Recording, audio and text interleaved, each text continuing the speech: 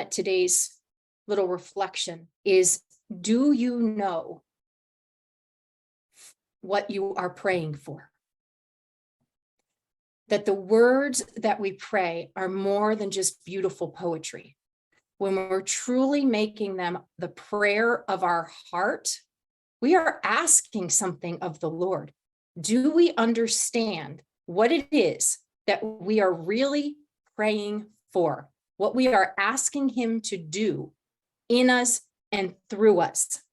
So if we look just at that final prayer to the womb of My Heart Rosary, so we went through 5 decades, 53 Hail Marys, saying, make my heart like unto thy virginal womb. What does that mean?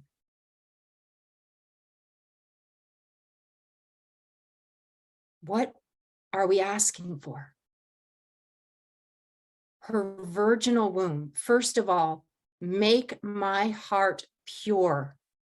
Make my heart empty and available to you and your will, to the fullness of God that dwells in you. Cleanse me and purify me of anything that clutters and takes up space, that does not allow you to come in all your fullness.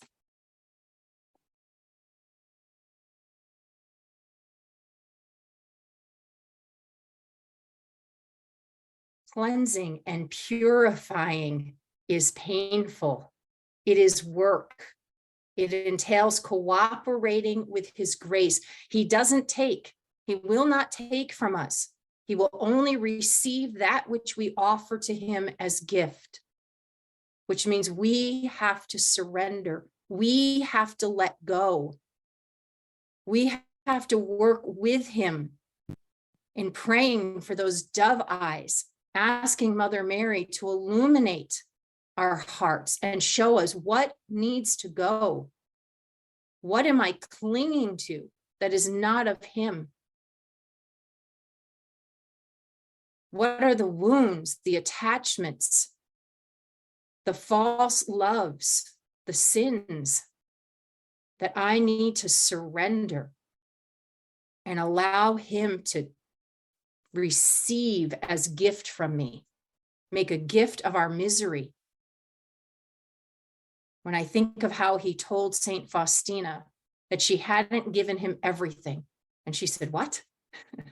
I've given you my whole life. I'm a nun. I'm in the convent. What more can I give you?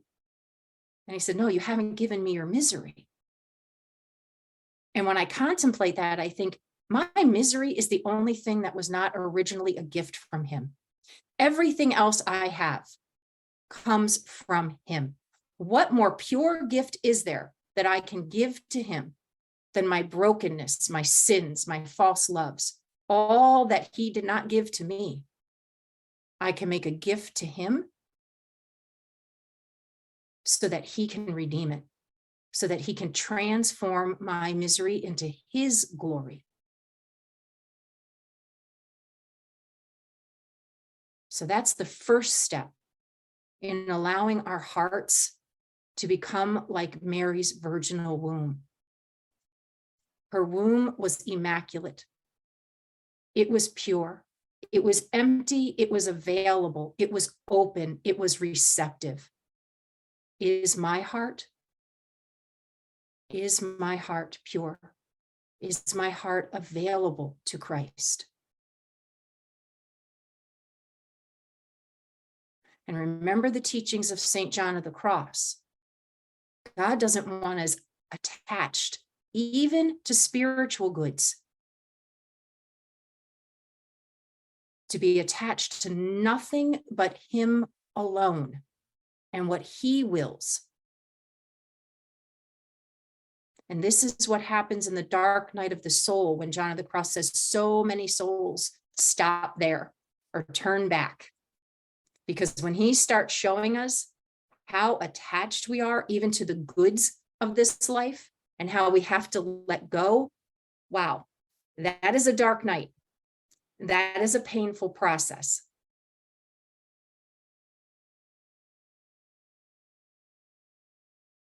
but he doesn't leave us empty for long.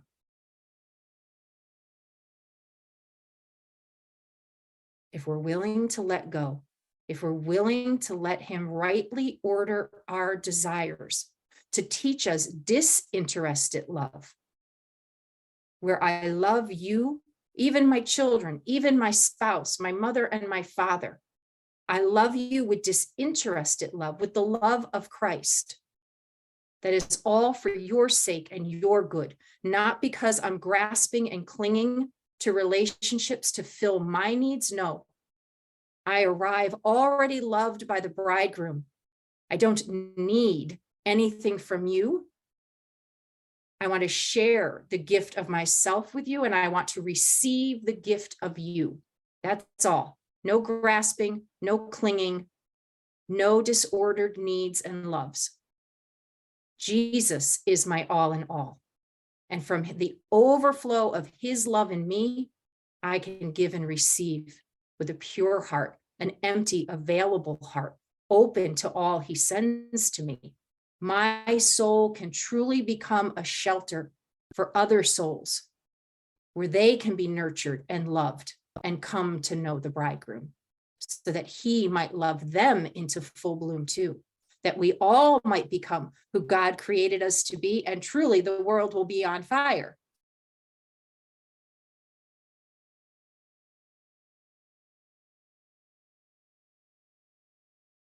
But first, I have to be willing to allow him to make my heart like unto Mary's virginal womb. He taught me the painful lesson last fall, that the next step in allowing my heart to become like Mary's virginal womb, and the prayer to give birth to his love again and again from the womb of my heart, birthing is painful. There is a lot of pain in this process. When he fills us, when we've allowed him to empty us, like I said, he doesn't leave us empty for long. He's going to fill you with his very self. We were made with the capacity to be filled by God himself, and he's going to fill you. But he doesn't want you to even cling to that, right? Even to cling to his filling. He wants you to share it. Well, how do we give birth? There has to be a piercing, an opening, a process then of birthing that love into the world. So when he fills you, be ready. There will be a piercing of your heart to make an opening so that his love can pour out. And this is then where we come to understand how with Christ, with Jesus as our bridegroom and spouse, the agony and the ecstasy are intertwined, inseparable, can be experienced in the same moment. When that piercing of our hearts, when we realize this is Jesus, this is the arrow of love that is piercing my heart to make an opening so I can share his love, so I can be spiritually like the Virgin Mary and give birth to him again in this world. What joy fills the soul in that moment of agony? Suffering no longer is suffering. It's truly like giving birth.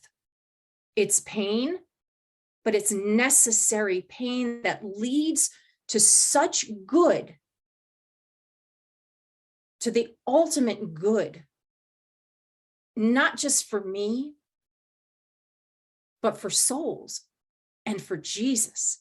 How it delights my bridegroom.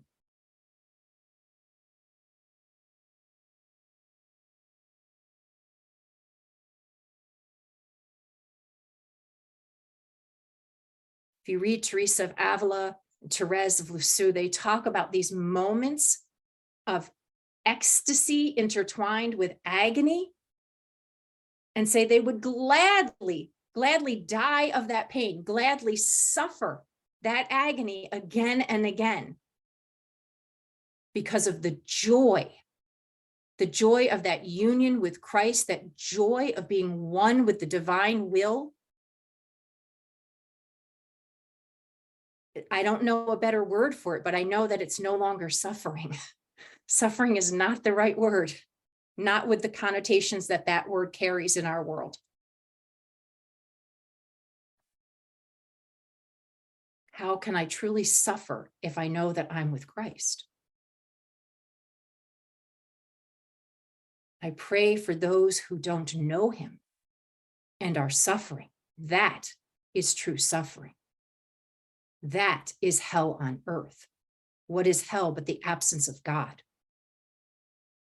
And to be suffering and not know that Christ suffers and weeps with them, to me, that's the true definition of suffering.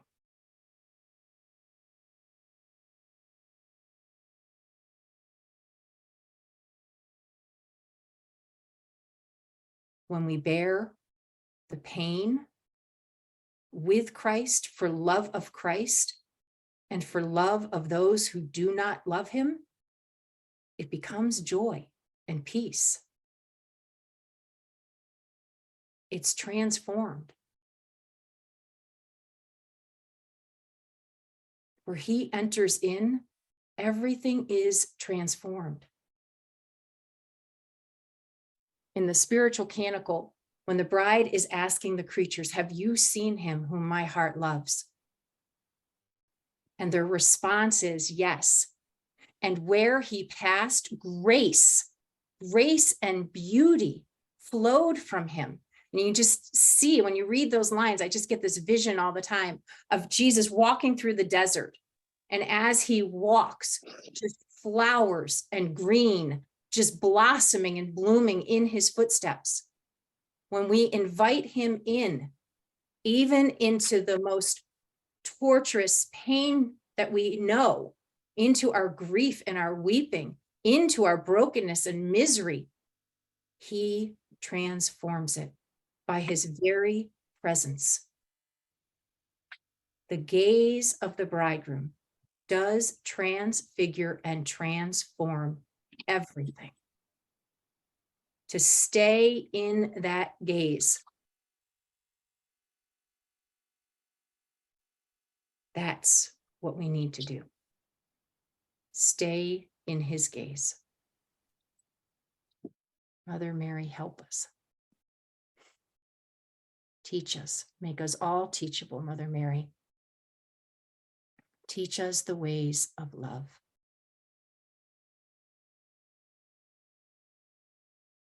Help us to overcome all of our fears, our distrust, our hesitancy,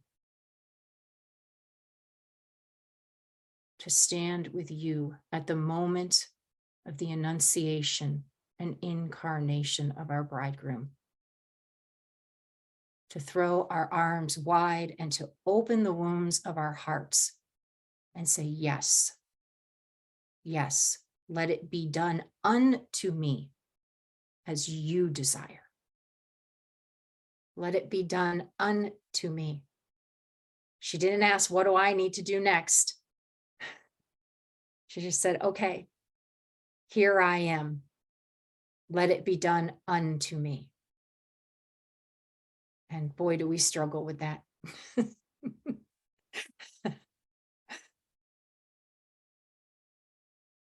You mean I get to just sit here and be open and receive? I often think about how, one of the greatest gifts of our femininity is that gift of receptivity that is stamped right into the way God created our bodies, so we can physically see and know that we were meant to receive love and give birth to love into the world. And yet it makes perfect sense, right? Where does the enemy so strongly attack us is in that gift of receptivity. Not just in our sexuality, not just in our, marriages and relationships, but interiorly, our interior receptivity, right? How often do we hear that voice that says, no, You can't just sit there and receive. You don't have time to pray today. You've got all these things to do. And even when they're like Catherine of Siena and St. Bernard too, in his sermons on the Song of Songs, warns the monks, which I read those sermons and I'm just like, wow, like, yeah, there is nothing new under the sun. It may come in different forms, but wow, he was warning the monks about the same things that we're all warning each other about today, right? Don't get so busy. He even warns them about over exercising. Like, and he tells them the enemy can no longer convince you to do evil things. So now he's going to convince you to do too many good things. He wants to keep you busy. He wants to keep you from spending that time in quiet, bridal receptivity and prayer. Because that's where we receive the love of Christ. That's where Christ transforms us into other Christ. And does Satan want more Christ in the world? Absolutely not. Absolutely not. And so when you're hearing that voice, no, I need to be doing these good things, even if they're good things, ministry work. Like I could be kept busy all day long doing good things for Hope's Garden and the Roses, right? But is that what Jesus really wants me to do? Is that really giving him to the roses? No. I need to be spending time alone with him and receiving from him. Then my work is more efficient and my work is what he wants it to be. It's bringing to them him and what he desires, not what I think is the right thing to do today. So St. Francis de Sales said, 15 minutes of prayer a day, minimum 15 minutes of just quiet, just being with Jesus a day, except when you're busy, then 30 minutes.